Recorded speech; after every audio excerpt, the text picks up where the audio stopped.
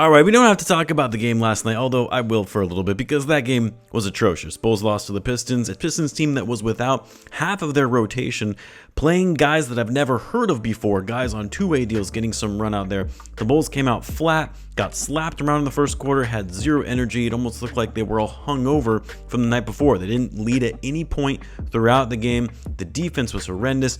I don't know what the hell happened with Vooch. This was his game where he should have feasted going up against a much smaller Pistons lineup with no Isaiah Stewart and Jalen Duren. Instead, he gets absolutely worked by Paul Reed, who has one of the best games of his entire career. It was bad.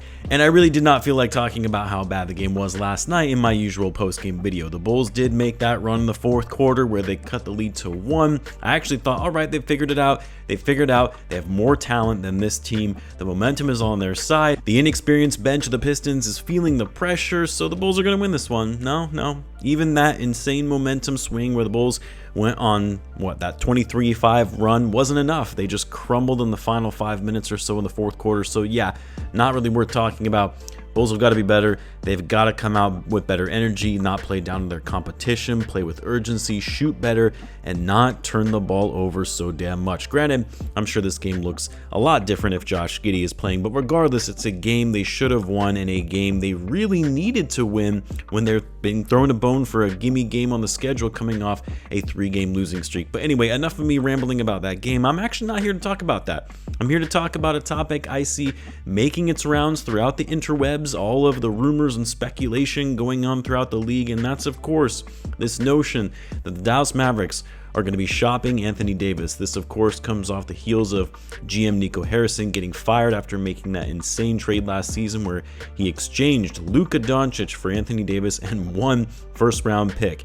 There was obviously other salary filler stuff in there that was included, but that was the main focus of the trade. And with Harrison now gone, the Mavs obviously getting insanely lucky in the draft lottery, even winning that tie-breaking coin flip with the Bulls to move up to the number 1 pick in the draft and landing Cooper Flagg. The belief around the league is that the Mavs are going to do whatever they can to build around Flagg, and that starts with trading off their veteran players and trying to accumulate as many assets that they can, whether it be in the form of picks or young players that fit their new timeline with Cooper Flagg. And so of course, naturally, everyone is throwing out their fake trades, most likely destinations for Anthony Davis. And of course, one of the more commonly referenced teams that is being connected to a potential Anthony Davis trade deal is our own Chicago Bulls. And while it may be an unpopular opinion to some, I personally want no part of Anthony Davis on this Bulls team at the stage of his career, and think it would be a disaster if the Bulls actually made that a reality, and I'll explain why in this video. This episode is brought to you by Prize Picks. Alright, so we make decisions every day, but on Prize Picks, making the right decision can get you paid. Don't miss any of the excitement this sports season. On Prize Picks, whether you're a football fan, a basketball fan, or you're a fan of both, it always feels good to be right. And so far this season, I'll be honest guys, things have been kind of hard to predict. Certain players underperforming, some performing well above expectations, like our guys Josh Giddey and Matas Buzelis. What I love about Prize Picks is it's super simple to play. Pick more or less on at least 2 player stats.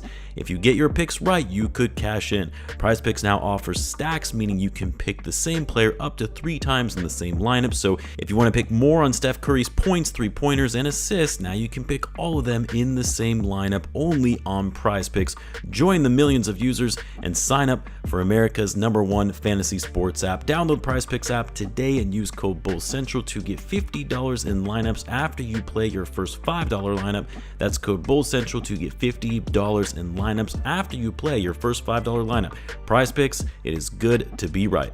Now, I want to be clear, Anthony Davis, even up until last year, was a superstar level player. One of the top players in the league, arguably one of the best two-way players in the game of basketball, perennial all-star, 5-time All-NBA player, 5-time All-Defensive Team player, first-team All-Defense at that. He's been in the running for MVP in years past. I mean, dude is a beast.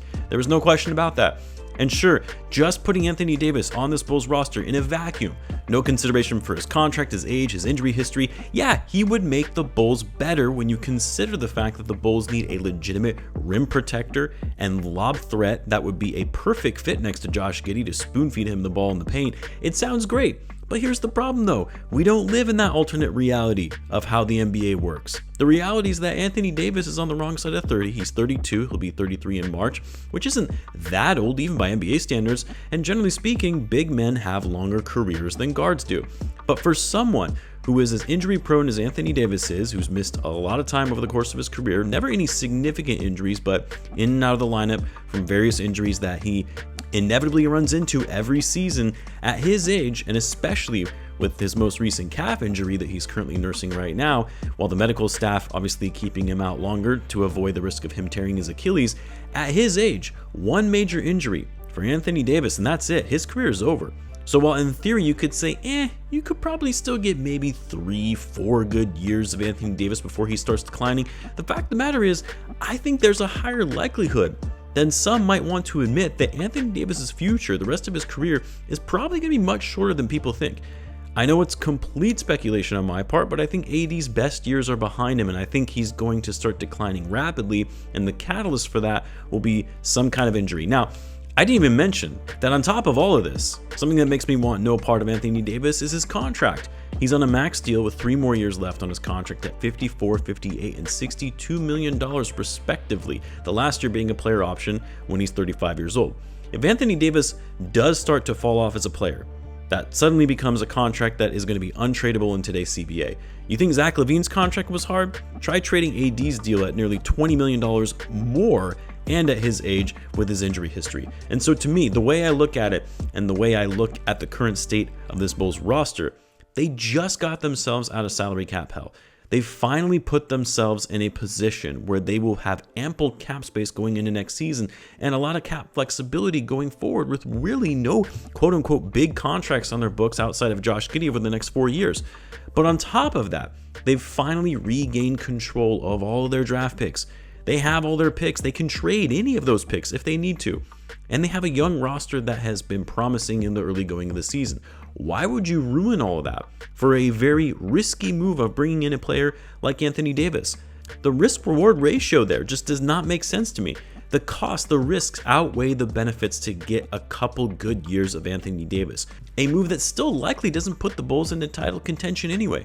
Because here's the thing, while AD's value isn't going to be what it once was, most of the fake trades I've seen going around involve the Bulls giving up Coby White, Vucevic, Jalen Smith, and 2 first-round picks, or some variation of that. I saw some that included Zach Collins and some Kevin Huerter because you're going to need multiple players to make the money work. I saw one that was especially bad that came from Basketball Forever where they had the Bulls sending Coby White, Vucevic, Huerter, and Patrick Williams along with 2 first-round picks, one of those picks being unprotected, while the Bulls get Anthony Davis, Klay Thompson, Dante Exum, and Jaden Hardy. Woof. Like, yes, if the Bulls were able to get AD and all they had to do was just maybe trade Vucevic's expiring, maybe they add in Zach Collins and Javon Carter to make the dollars work, and, they throw Dallas that Portland pick, which actually has more value than it did before, then okay. I still don't like taking on Anthony Davis's massive contract in today's CBA, but then I could talk myself into it because the amount you're giving up is probably worth the risk. But if we're talking about packages like this, where you're giving up multiple first-round picks and Coby White, which I get it, there is a world where it maybe makes sense that you trade Coby given he's going to be due for a big contract or maybe leaves in free agency entirely and you might as well trade him for something rather than letting him walk for nothing. But if the Bulls do go down that route of trading Coby, there's much better value you can get for him than including him in an Anthony Davis deal that also comes with giving up first-round picks. Like, I know the Bulls have looked better. There is a world where they could make the playoffs this season, but they should not be in the business of trading multiple first-round picks right now when they're still in this youth movement development phase. They already made that mistake when they prematurely hit the accelerator button, trading 2 first-round picks for Nikola Vucevic. I would hope they've learned from that mistake and won't be making hasty decisions like that again unless it involves like a bona fide superstar that is still in their prime, like a Giannis. You give up a haul for someone like Giannis, not Anthony Davis. And then, of course, we didn't even talk about how a trade like this would impact the development of Matas Buzelis, which should be the Bulls' ultimate focus right now. Do they want a repeat of what happened to Patrick Williams after his rookie season? Nah, I just don't see how this makes sense for the Bulls. And to be honest, I don't see how it makes sense for Anthony Davis. he's going to want to go somewhere where he actually has a legitimate run at winning a championship, and that's not with Chicago, not yet anyway. I get that he's from Chicago, would make for a great story, but the Bulls need to stop looking to bring in Chicago native superstars that are past their primes. Dwayne Wade. Anyway, whatever does happen and where Anthony Davis ultimately goes, I don't think it's going to happen for a while, as a lot of players throughout the league cannot be traded until December 15th. So I'm sure these rumors and fake trades are going to keep coming. They're going to keep coming for some time. But yeah, I don't see AD coming to Chicago as a realistic option. It just does not make sense for this team. Just my opinion though. I would love to hear what you guys think. You let me know in the comments. As always, be sure to subscribe, and I will see you in the next one.